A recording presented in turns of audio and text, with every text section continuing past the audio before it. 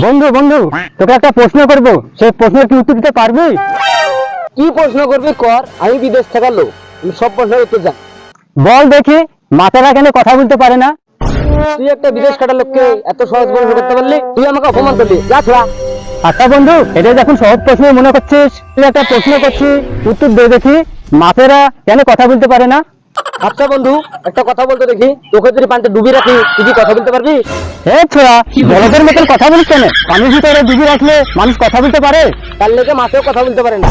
তুই তো সহজে প্রশ্ন করিস, আমি একটা প্রশ্ন করবো, তুই উত্তর দে দেখি। আচ্ছা বন্ধু কর। বলতে হবে ডিম আগে না মুরগি আগে? এটা আবার কি প্রশ্ন করলি? না বন্ধু, এখন তো এই কথা বললে তো হবে না।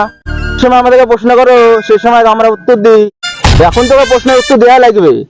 হে ছোড়া, সর্বপ্রথম হাট থেকে আব্বা নতুন মুরগি নিয়ে আসে, তারপরে খাওয়াছে পুষেছে, তারপরে ডিম দিয়েছে, তাহলে মুরগি আগে হলো না?